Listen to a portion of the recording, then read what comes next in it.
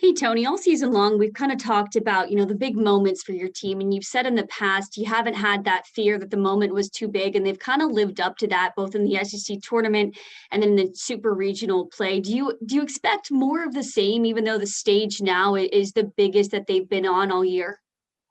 Yeah, I do. I kind of expect it from the other teams that are here too. Although it's an interesting year because no one here can say that they were in Omaha last year because of the pandemic. So I think because of that, and then also just because we're all human, everyone's it'll be inevitable gonna have some sort of extra nerves or different feelings going into the first pitch, or maybe even leading up to the anthem and things like that. But once the game starts, I think our guys are here, and most likely the other teams are here because they've done what you said. They've kind of just played, and regardless if the game is perceived as not a big one or it's big circumstances, they've just played and been more true to who they are. I think they kind of have found a way to put pressure on themselves in other areas that are a little bit more controllable and are a little bit more pertinent to who they are as a specific group, as opposed to worrying about the things that are outside of that locker room, media, the opponent, or the hype behind the game. If I can just do a quick follow up, you talk about the pressure that they've put on themselves. What are just some examples of that? I think to kind of be the best version of they are is the easy kind of one liner to say, but more about having fun. And if a guy's down on himself because of personal performance, or maybe it's just at practice and it's something that's going on in his personal life, they kind of go out of their way to make sure that he's on board with what they got going on. And then two, Q usually starts our day with a variety of things, and obviously stretching is one of them. But if they're not on board with what Q's got going on, they're going to hear about it, and there will be no politically correct statements that follow. It'll be pretty blunt. So it's just little things about following their routines and kind of the culture that they've created for the specific, in specific, I should say, the 2021 team, that they really pay a lot of attention to. And I think if anything, it serves as a healthy distraction from some of the other things that are out there. Kind of a two-part question here, but with y'all's ability, I guess, to not tax some of your bullpen arms too much so far in the tournament, and the more spaced out part, do you imagine being able to push Hundley, Redmond, Camden more? And then second thought, I think it would be about a little over 2 weeks since Will's last outing if he started that third game on Thursday or Friday. Is that any level of concern? Do you think about trying to get him any innings before that, or what's kind of the thought process? No, I think it's a benefit to Will because he had 3 starts in 8 days. I think it was 8 or 9 days. That's a lot. And while Will didn't go to 100 pitches in any of those outings, he was asked to do a lot in big situations, adverse temperatures and things like that. So to get some breathing room, I think, is a benefit. And it's not like he's a younger guy that hasn't had a lot of repetitions under his belt. He's got that married magic going on, so he's been around the block or two. Any concern that anyone would have, I personally didn't have it, I think would be erased at how he threw the ball against some hitters the other day. We decided, under Coach Anderson's direction to, put him on the mound and get him up and down a few times. And he had a little snap to him. I mean, it was coming out really good out of the hand. But also, I think Will has evolved into a guy that knows who he is and how good he can be, and he's got some confidence to him. And then your first question, sorry. Just y'all's ability not to have to use Hundley and Redmond. Yeah. Sorry. Get going on some tangents here. I think that matters a lot. I mean, you can't deny. It doesn't mean a kid isn't in this tournament or hasn't before, can't overcome being used a lot. I remember when Coastal won, they leaned on a guy big time while they were here. So you can do that, but I think the longer you can put it off, the better that guy's going to be able to handle that extra workload. And I remember there was, a couple crazy weeks there for Sean and some other guys where they really got used a lot, but we never took it to the extreme. And then down the home stretch, since May 1st has rolled around, we've really had good balance with all those guys. All right. We'll go to Ben next, and then John, and then Teresa. Yeah, Tony, I wanted to ask you about kind of the size of TD Ameritrade. That's been a big conversation. I believe you all led the SEC in lowest ERA this season, and doing so in a hitter-friendly ballpark. A, just how impressive is that? And then B, I mean, how much of an advantage is it going to be for Chad and those guys who really pound the zone to be able to get into a big ballpark? Yeah, no, it does play bigger here. There's a lot more foul ground. That's one thing that I think plays into it a little bit. And then if you catch it on the right day, it could play a little more offensive. But overall, it's going to favor the pitchers. I think our park is like a lot of parks throughout the country, based on weather. It could go one way or the other. And the most recent attention has come from, first of all, when you got guys like Dylan Cruz and Jordan Beck hitting, there's going to be a ball that leaves the park. But there were certain days, and same thing with Wright State's lineup. So that's played into a little bit of it. But there's also been several games there where it's 3-1, 4-3, where because of the environment, the ball's not carrying as much. So I think here it's a little bit more balanced as opposed to back and forth. And I do think it'll favor our pitchers, but I really think if there's any advantage with this ballpark, it's that Hoover is kind of a modified version of this. It's a huge neutral crowd. It's media attention. It's police escorts. It's heavy competition. It's more foul ground. It's a park that plays bigger. Since they've moved the fences in, it's not quite as big. And then again, there are those blips on the radar screen where it can turn offensive a little bit. So it might be one reason why some SEC teams in the past have had success. I think there's a lot of things there, including the way the park plays, that make it a little bit of a precursor or an advantage going into this tournament. You've mentioned it already, and that is this is a really different schedule. What's the best way to take a team that's so used to routine and help them manage these spaces between games, which could be over a good stretch? Well, had to answer like 15 questions about the daddy hat today.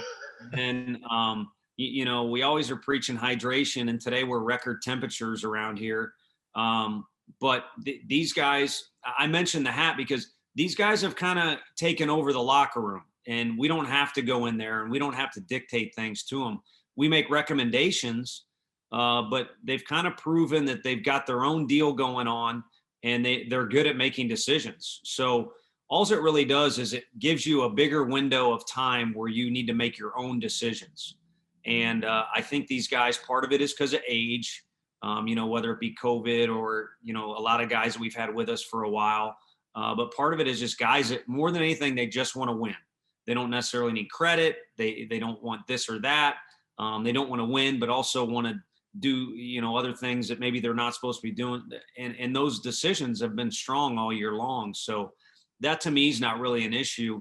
And then their routines, kind of like I was talking with Jordan, it's hard to list them because they're little tiny things, but I think our guys' routines have been more about when they come to the park, they're going to take this seriously, or this is the part where they're going to be loose, or they're going to, talk about this at the end or the beginning. We're going to have our meetings that we always do.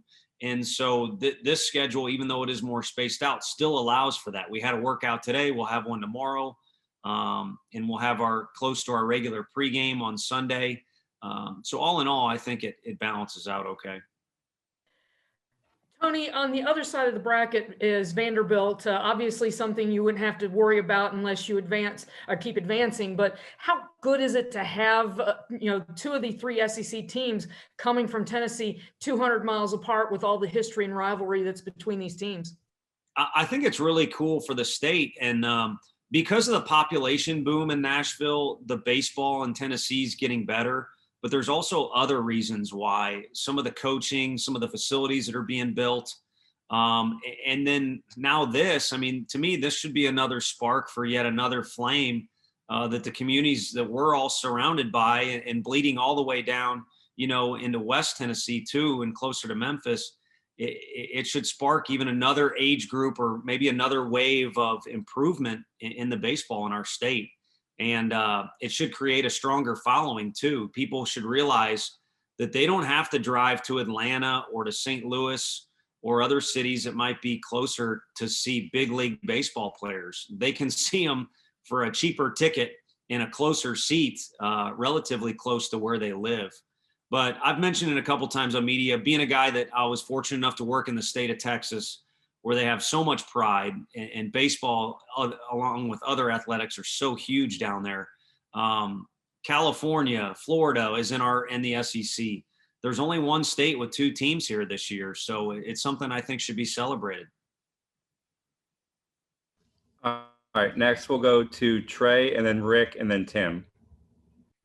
Hey, Tony, 2 questions. How is the team, man? I know you guys haven't been there long, but how do you think they've managed everything so far, from, doing intro videos and, media appearances, stuff like that out in Omaha? Do you compare it to anything that you've gone through? I know the SEC tournament was a little different. And then second, what do you think of, your lineup when it comes to hitting against Virginia and being able to, play the field, whatnot, kind of going off what Ben said, play the field a little bit, especially since it's a lot harder to go long. Right. Well, I kind of mentioned this to Rick when we were getting on the bus. You talk about winning on Sunday, and you're going to celebrate that win. You stay on the field for a while, and the guys stay at the facility for a long time Sunday evening. You do interviews, and you answer text messages and things like that. And then next thing you know, we have 2 lifts, 3 practices before we get on a plane Wednesday afternoon. That's a lot of stuff crammed into one small time, packing up and all these different things. So probably not until right now, our guys are probably out of their practice stuff and the dress rehearsal stuff. Probably not until this moment right now have they been able to kind of catch their breath. So I think they've been good about the grind part so far. Now it's kind of up to them to relax, and you can come here and you can play hard, and you can also enjoy the experience, especially now because they've spaced it out so much more. And again, I think that comes down to decision making. Our guys have done well with that. And if anything, when they do get their opportunities to get in front of the camera, I don't think anybody will do anything wrong. But we definitely got some guys that like to ham it up a little bit. So I think they'll enjoy it, and they'll give ESPN or you guys or other people stuff to talk about. As far as the park goes with our hitting, we've been in different environments. And like I said, our park, there's been days where you just know it's going to be a low scoring game. And there's been other type of environments we've been in. And we've had games where we win ugly because we just pitched and played defense. You've seen Coach Cheelander move a lot of guys, and we have very balanced stolen base numbers and sacrifice hit numbers. So I think the most fun thing for the fans to watch is, again, watch a couple of these guys like Jordan hit it as far as they can. But that's not how it always works out. And I think the more diversified your portfolio is an offense, the higher percentage of chance you're going to win. And we're playing in a big ballpark against a lefty who I bet his teammates will argue is the best left-handed pitcher in the country, in a program that's very storied and very well versed in Omaha. So I can't tell you exactly what the script is going to look like, but I can tell you the script calls for you better compete your butt off and scratch and claw and find any way to score, however many runs it takes to win the ball game.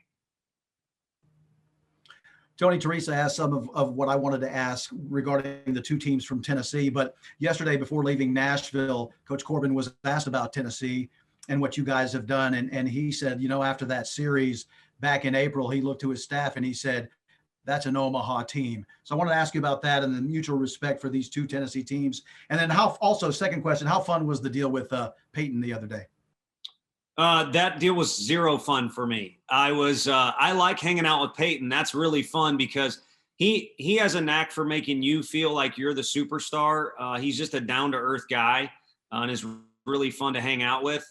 But you first bring in the Zoom deal, and I've yet to really, I wish, we could do this in person with you guys because you can read the room a little better. We can joke with each other. So Zoom is still not my favorite after all this time. And then you throw in the fact you're supposed to do an acting thing with a guy who's probably been in 50 to 100 commercials. He's hosted Saturday Night Live, for gosh sakes. And I got no idea what I'm doing. And I know anything that Peyton's in is going to get attention. So while I'm doing lines or doing whatever's asked, the outtakes would have been really good. But anyway, all I'm thinking is how crushed am I going to get by people for how bad an actor I am? But I'm glad it's over with, and I'm glad to take part in anything with him and to promote Vol fans, coming here for sure.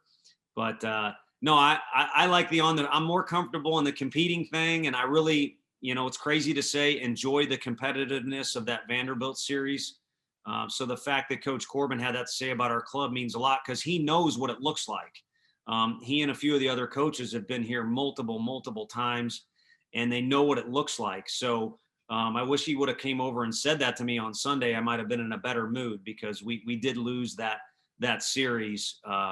But, I think it was something that prepared us for things deeper down the road. And it certainly, in a roundabout way, improved our team.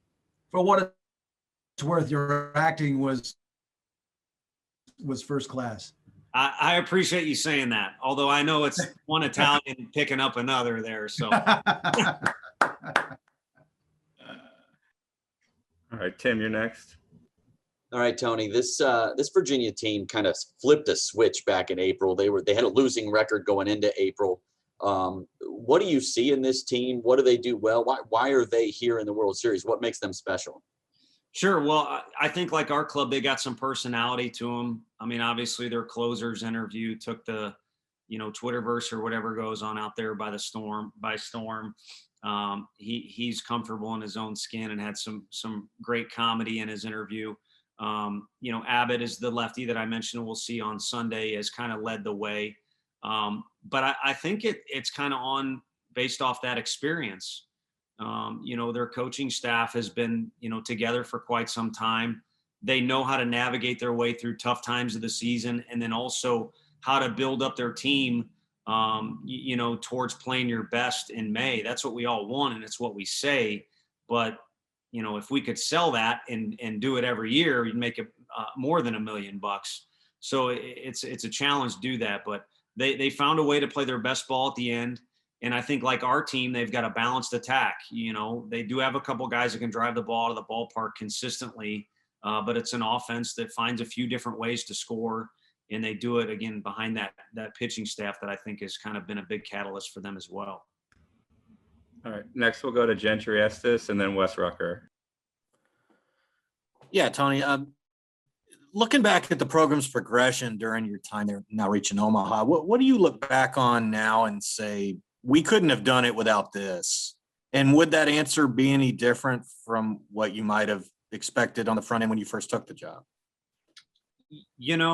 I think it would be. You ultimately think about recruiting and players, and trust me, hopefully our players can see it in my eyes and know the gratitude I have for what they've done.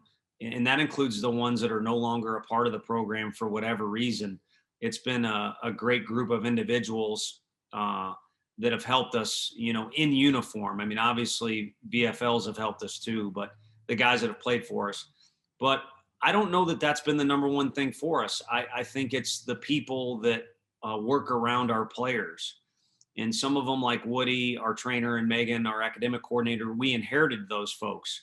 And then the rest of the deal was kind of a blank slate, and it was a lot. I mean, we were trying to recruit in the middle of the summer and play catch up in recruiting while hiring people.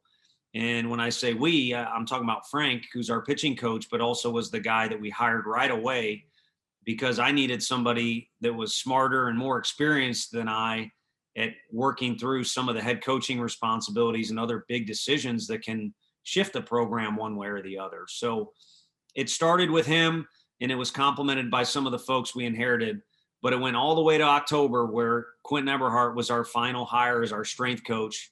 And we went the slowest on that one, to be the surest about what we wanted to do, because that's a huge culture impact deal that goes on in the weight room. And I'd love to point out one or more of those guys that get credit, but Josh and Ross on the bases, and Richard Jackson and a few other guys that we have just around our kids, I think have made those recruits or those kids better. And it's kind of become our niche. It's a people, I hate to try and recruit you, but it's a people program. As the facility gets better, maybe our tradition builds. If we can continue to have success, those will be things or flags we can fly high. But right now, I think the flag that we fly highest and is most crucial is just the people thing, the relationship deal. Yeah, Tony, it doesn't seem like it was that long ago that y'all were talking about, Pavloni, and he might not be able to play every day because he'd been banged up with that hand. And when he came back, he had to monitor it. But I guess lo and behold, he's kind of been there every day for the most part. And he's been hitting better than he was, before the injury. Just how is he health wise, and how important is it what he's been able to do despite being a little dinged up? I think he's in good shape. And we talked earlier, I should have threw this out prior to your question.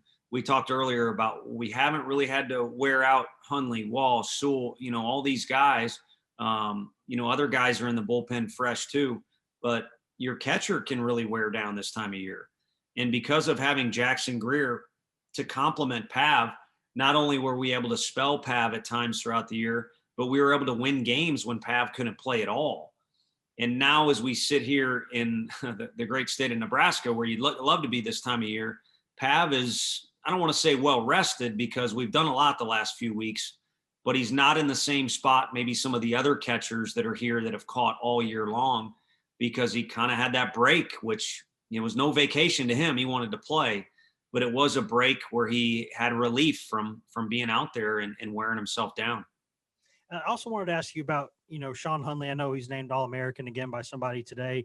It just seems like for a guy who doesn't throw like 97, 98, gets a lot of swings and misses, works up high in the zone. Is he one of those really high spin rate guys, or how is he able to do what he does?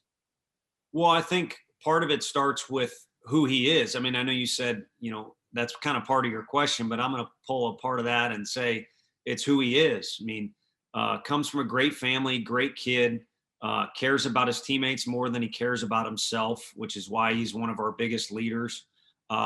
He's got a work ethic that isn't I'm in your face, I'm going to sweat and, yell stuff in the weight room, but it's a little more strategic. And he's going to find a way to have success because he does not like it when he does not have success. And that's where you've seen kind of a consistent improvement as a pitcher during his time. And he's been able to handle bigger and bigger situations as time progresses, in his career here. And then there's a great relationship with Frank too. Part of that is he's right up Frank's alley. I mean, Frank would love to coach a guy like Crochet, left-handed, throwing 100, built like Gronkowski. But the first thing on the list of priorities for Frank is to locate. And I think Sean locates really well. And you see guys, not just on our team, but in college baseball, regardless of their stuff, if they're locating their pitches or they work ahead, which are old, boring things to say, but they've been around forever because they work and they will continue to work. So it's hard to give one answer with Sean, but he's a special, unique kid, and he deserves any award he gets personally. But I know, he's not too caught up in that stuff. He really is dead set on seeing this team do as well as it can. All right, guys, we got time for a few more. We'll go back to Ben, and then we'll go to Zach, and then we'll take a couple more after that. Yeah, Tony, you were talking earlier about having to scratch and claw this time of year, and every team you're going to play at this time of year is going to be a really good team, great team. Just how comforting is it to know that you don't have to worry about your guys scratching and clawing, that they're going to play hard? And I would imagine that you feel like the moment's not going to be too big for them. Just how comforting is that going into the week? Yeah, I think you know what you're getting, and it's frustrating because I've been there before, and I've been a part of coaching staffs where whether it's the starting pitcher or the way your team plays, and you don't know what you're going to get, it's unsettling. So now instead of the normal nerves or fear of whatever it might be, or just amped up adrenaline, all the normal things are compounded by the fact you're not really sure what's going to happen or what you're going to get out of your group. And, these guys have put together, like I said, they've kind of put together their own formula that works. And each day we have a particular guy starting on the mound. We know to some extent what he's going to do. We know what our bullpen is going to do for us. We know how the guys are going to behave in the dugout, how our pregame preparation is going to be. And then ultimately, to your point, the guys will play hard and they'll play for each other, and they're probably going to have some fun while they'll do it, and we'll see where it leaves us. And because they have some skill and because they have a ton of determination, it's left us in the win column a good amount of times, which I've been the benefactor of being around. Tony, kind of keeping things super serious. You've had about 30 or so games here to kind of learn these guys while they're on the road. Is there a group or a pairing that kind of keeps things entertaining when they're kind of rooming together? Or is there also kind of a pairing where you would not want to be paired up with a guy and rooming with a guy, a certain guy that kind of sticks out who, you just wouldn't mess with on the road there? Right. No, it's interesting. I mean, Chad Dallas is the easy answer. I mean, the guy's goofy as all hell. And, he leads the charge when he's pitching in the dugout, away from the field, locker room. And he's a special kid from a special family. And the guys kind of rally around him in all sorts.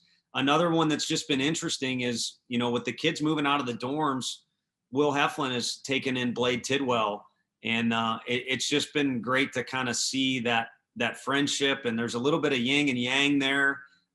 It's a pretty cool deal. And then I could go up and down the roster, but a guy like Cortland Lawson, who lives with Fergie and Liam and Pav, guys who are the concrete glue to the middle of our field. Cortland hasn't had as many reps, although he's done well with his.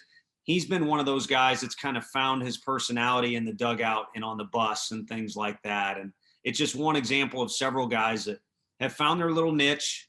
And, I had to go do a thing at the stadium a few minutes ago, and I take note, all right, it's these 6 guys. You kind of know what kind of behavior you're going to get.